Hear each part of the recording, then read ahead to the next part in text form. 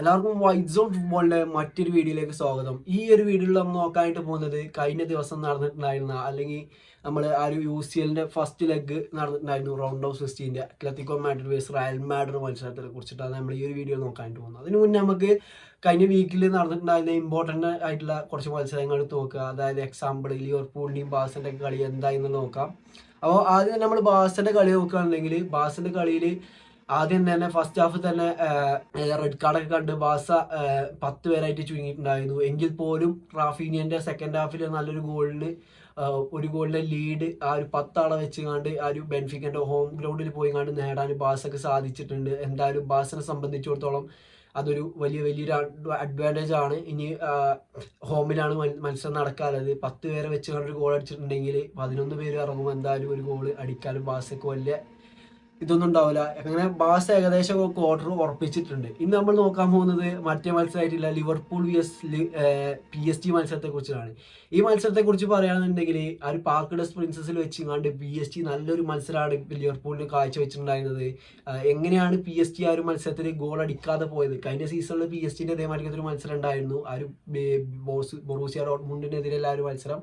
അതേമാതിരിക്കത്തെ ഒരു മത്സരമാണ് നമ്മൾ കണ്ടത്. അങ്ങനെ കുറെ അനവധി ആ ഒരു ലിവർപൂളിനെ സേവ് ചെയ്തത് അലിസൺ ബെക്കർ ആണെന്നുണ്ടെങ്കിൽ പറയാം. അത്രയും കിൻഡൽ ചാൻസുകളാണ് ആ ഒരു മത്സരത്തിൽ PSG ഉണ്ടായിരുന്നത്. പക്ഷെ അത് തീർച്ചയായിട്ടും ഒരു ഗോൾ പോലും സ്കോർ ചെയ്യാൻ കഴിഞ്ഞിട്ടില്ല. പക്ഷെ എനിക്ക് തോന്നുന്നു ഈ ഒരു ലിവർപൂൾ സ്കോർ ചെയ്തത് ഏകദേശം 2 ഷോട്ടിൽ നിന്ന് ഒരു ഗോൾ ടാർഗറ്റ് കയറിയാണ്. അങ്ങനെ 86-ാമത്തെ മിനിറ്റിൽ എങ്ങനെയാണ് ഒരു ഗോൾ വന്നത്. അങ്ങനെ ലിവർപൂളിന് പാർക്ക് ഡെസ് പ്രിൻസസ് വെച്ച് കണ്ട് ഒരു ഗോളിനെ ലീഡ് നേടാൻ കഴിഞ്ഞു. പക്ഷെ ഈ ഒരു PSG പെർഫോമൻസ് വെച്ച് നോക്കുമ്പോൾ PSG തള്ളി പറയാൻ കഴിയില്ല. കാരണം ഈ ഒരു ആൻഫീൽഡിൽ ഒന്നും നല്ലൊരു പ്രകടനം കാഴ്ച വെക്കാൻ കഴിയുകയാണെന്നുണ്ടെങ്കിൽ മേ ബി ഒന്നും കൂടെ അടിച്ച് ഡ്രോയിലൊക്കെ പോയി അങ്ങനെ കളി കയ്യിലെടുക്കാം. പക്ഷെ ഇത് ആൻഫീൽഡാണ്, എന്തൊക്കെ സംഭവിക്കും എന്നുള്ളത് പടച്ചോന് മാത്രമേ അറിയുള്ളൂ. അപ്പോൾ നമുക്ക് ഇനി നേരത്തെ നമ്മളെ കളീൻ്റെ ഇതിലേക്ക് പോവാം.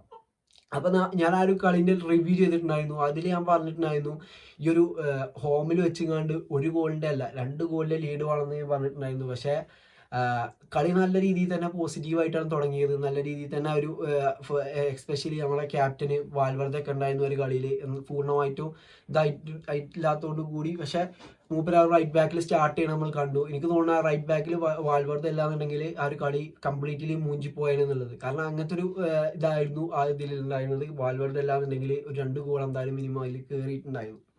അപ്പോൾ അങ്ങനെ ഇമ്പോർട്ടൻ്റ് ആയിട്ടുള്ള ഒരു പ്ലെയറാണ് വാൽവർദ്ധ എന്ന് നമുക്ക് മനസ്സിലാക്കി തന്നൊരു കളിയാണ് കഴിഞ്ഞ കളി എന്ന് പറയുന്നത്. അങ്ങനെ ഫസ്റ്റ് ഹാഫിൽ തന്നെ ഗോൾ വന്നൊരു മത്സരമായിരുന്നു ഇത്. റോഡ്രിഗോയുടെ നല്ലൊരു ഫിനിഷിങ്ങിൽ റയൽ മാഡ്രിഡ് ഈ ഒരു ലീഡ് എടുക്കുകയാണ് ഫസ്റ്റ് തന്നെ. അതിനുശേഷം അതിലേറെ മികച്ച ഫിനിഷിംഗ് വേണമെങ്കിൽ പറയാം. അങ്ങനത്തെ ഒരു ഫിനിഷിംഗ് ആണ് ആൽവാരസ് നടത്തിയത്. കാരണം ഒരു അത്ലറ്റിക്കോ മാഡ്രിഡിന്റെ പ്ലേയിങ് ഇതുകൊണ്ടൊന്നും അല്ല ഒരു ഇത് കിട്ടിയത്. ആ ഒരു അൽവാരസിന്റെ ഇൻഡിവിജ്വൽ ബ്രില്യൻസ് കൊണ്ട് മാത്രം ആ ഒരു അത്ലറ്റിക്കോ മാഡ്രിഡിന് ആ ഒരു ഗോൾ അടിക്കാൻ കഴിഞ്ഞതെന്ന് ഞാൻ പറയുള്ളൂ. അങ്ങനത്തെ ഒരു ഗോളായിരുന്നു, ഫാന്റാസ്റ്റിക് ഗോളായിരുന്നു. പക്ഷെ ഈ ഒരു കളിയിൽ 3 ഗോളുകൾ വന്നിട്ടുണ്ടെങ്കിൽ ആ ഒരു 3 ഗോളും ഒന്നിനൊന്നിന് ബെറ്റർ ആണെന്ന് വേണമെങ്കിൽ പറയാം. പിന്നെ ഈ ഒരു കളിയിൽ വന്നിട്ടുള്ള ഗോള് എന്ന് പറയുന്നത് ബ്രാഹിം ഡിയാസിന്റെ ആണ്. ബ്രാഹിം ഡിയാസിന്റെ ആ ഒരു ഗോള് കണ്ട ആ ഒരു എത്ര ഒരു ബിഗിനർ ടീമിനോട് അടിക്കണ ആ ഒരു ഫീലാണ് എനിക്ക് കിട്ടിയത്. ആ ഒരു ഇതിൽ നിന്നൊക്കെ ആ ഒരു ഒബ്ലാക്കിന് മറികടന്ന ആ ഒരു പോസ്റ്റിലേക്ക് ആ ഒരു ബോൾ പോയി എന്ന് പറയുമ്പോൾ, അതുപോലെ തന്നെ ആ ഒരു അറ്റാക്കിംഗ് ബിൽഡിങ്ങിൽ തന്നെ ആ ഒരു ബ്രാഹിം ഡിയാസിന്റെ ആ ഒരു പങ്കുണ്ട്. അതുപോലെ തന്നെ വിനീഷ്യസ് ജൂനിയറിന്റെ, അതുപോലെ തന്നെ ആ ഒരു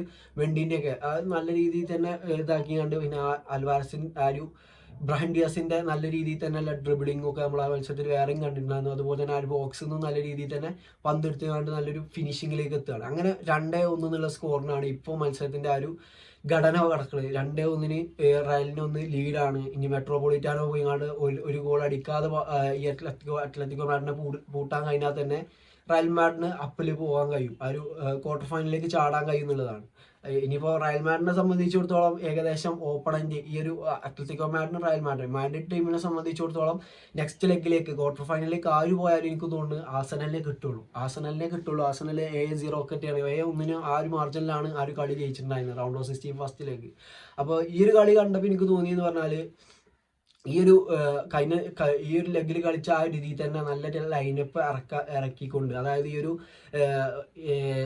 വാൽവർദ്ധനെ തന്നെ റൈറ്റ് ബാക്കിൽ സ്റ്റാർട്ട് ചെയ്യിപ്പിച്ചുമാണ് നല്ല രീതിയിൽ തന്നെ കളിച്ച് നിൽക്കാൻ കഴിയുകയാണെന്നുണ്ടെങ്കിൽ തീർച്ചയായിട്ടും മാഡ്രിഡിന് മുന്നോട്ട് പോകാൻ കഴിയുന്നുള്ളതാണ്. അതായത് എക്സാമ്പിൾ പറയുകയാണെന്നുണ്ടെങ്കിൽ ഈ സീസണത്തെ ഫസ്റ്റ് മാഡ്രിഡ് ഡെർബി നടന്നിട്ടുണ്ടായത് മെട്രോപൊളിറ്റാനോണാണ്.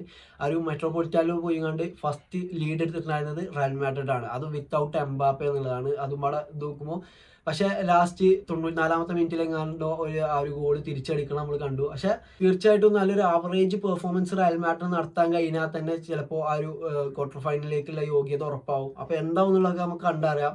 നിങ്ങളുടെ അഭിപ്രായത്തിൽ ആരാകും മുൻപോട്ട് പോകുക എന്നുള്ളത് തീർച്ചയായിട്ടും ഒന്ന് കമന്റ് ചെയ്യുക. അപ്പോൾ എനിക്കൊരു പ്രൊഡിക്ഷൻ പറയാനായിട്ട് റയൽ തന്നെയാവും കൂടുതൽ ചാൻസ് ഇപ്പോഴത്തെ ഒരു ഇത് വെച്ച് നോക്കുമ്പോൾ. പക്ഷേ അത്ലറ്റിക്കോ മാഡ്രിഡിന് ഒട്ടും പിന്തള്ള അല്ലെങ്കിൽ ഒഴിവാക്കാൻ പറ്റൂല. അത്ലറ്റിക്കോ മാഡ്രിഡ് ചിലപ്പോൾ കംബാക്ക് അടിക്കാനും ചാൻസ് ഉണ്ട്. അപ്പോൾ ഈ ഒരു വിഷയത്തിൽ നിങ്ങളുടെ അഭിപ്രായം കമന്റ് ചെയ്യുക. അപ്പോൾ ഇന്നത്തെ വീഡിയോ ഇത്രേ ഉള്ളൂ. ഈ ഒരു വീഡിയോ നിങ്ങൾക്ക് ഇഷ്ടപ്പെടുകയാണെങ്കിൽ തീർച്ചയായിട്ടും കൂടെ നിൽക്കുക. ഓക്കെ.